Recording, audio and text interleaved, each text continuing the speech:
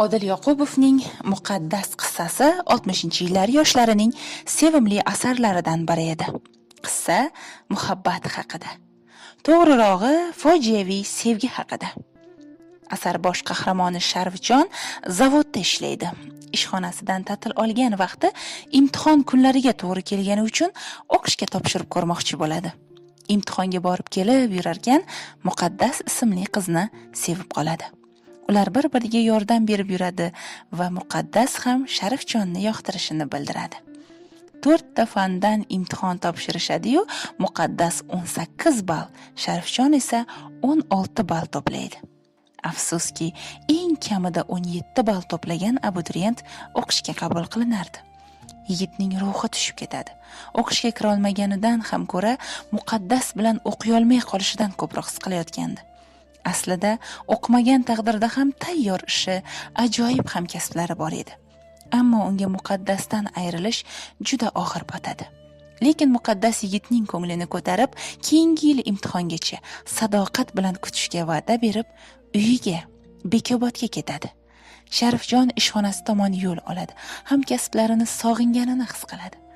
O'qishga ishxonadagilarga bildirmay topshirganidan vijdoni qiynalib yurgandi. Ayniqsa Sulaymon akaga buni qanday aytishni bilmayotgandi. Sharifjonning otasi injener edi. Mashinasozlik zavodida Sulaymon aka bilan birga ishlagan. Urushga ham ikkisi birga ketadi. Sharifjonning otasi qaytmaydi. Onasi Rahima esa hozirgi o'gay otasiga turmushga chiqadi. Otasi boshqa ekanini yaqinda bilgan yigit padarining kasbini davom ettirishga ahd qilib, Sulaymon akaning yonida ishlay boshlaydi. Ishxonaga borib hamkasblarini ko'rib uyga qaytsa, ota-onasi uni kutib o'tirganini ko'radi. Sharifjon inshodan 3 olganda, o'gay otasi institutda o'qituvchiligi uchun amallab domlalar bilan gaplashib, inshosini qayta yozdirish uchun uyga olib kelgandi. Bunday noqonuniy ishga avvaliga yigit ko'nmaydi. Ammo onasi otangning orzusi seni o'qitish, injener qilish edi deb turib olgani uchun va ayniqsa Muqaddas bilan 5 yil birga bir kursda o'qishni o'ylagani uchun inshoni qayta yozishga kirishadi. Bir necha kun o'tgach institutga boradi. Buyruq chiqibdi. Ammo ro'yxatni qarab Muqaddasning ismi familiyasini topa olmaydi.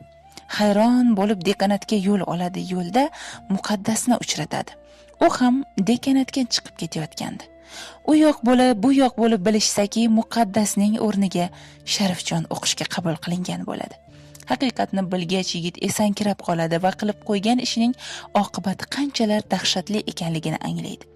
Muqaddasga tushuntirmoqchi, bunday bo'ladi deb o'ylamaganini aytmoqchi bo'ladi, ammo mening o'rnimda boshqasi bo'lganda ham bu qanchalik adolatsizlik bo'lishini his qilyapsizmi? deb javob qiladi. Muqaddas ketadi. O'qishdan ham, shahardan ham, Sharifjondan ham. Yozuvchi Sharifjon va Muqaddas timsolida o'qishga kirish imtihonlaridagi qing'irliklar va ularning keyingi oqibatlarini ko'rsatib bermoqchi bo'lgan. Oqibat nima bo'ladi? Sharifjon ham sevgisidan, ham obro'sidan, eng yomoni vijdonidan ayriladi. Beburt bo'ladi. O'ylanmay bosilgan birgina qadam butun orzularini barbod qilib, qalbida o'chmas dog' qoldiradi. Agar yiqitilgan talaba Muqaddas bo'lmagan taqdirda, hech narsa ochiqlanmagan taqdirda, Sharifjon o'qishni tamomlagan taqdirda ham uning olgan diplomi orqali topgan noni ham halol bo'lmas edi. Haq egasini taniydi. Halol tangani okean ostiga tushirib yuborsa-da, egasini topib keladi. Shunday ekan, har bir inson birovning haqqini o'zlashtirishdan, o'rniga ko'z tikishdan, baxtsizligi evaziga baxt topishdan ehtiyot bo'lishi lozim.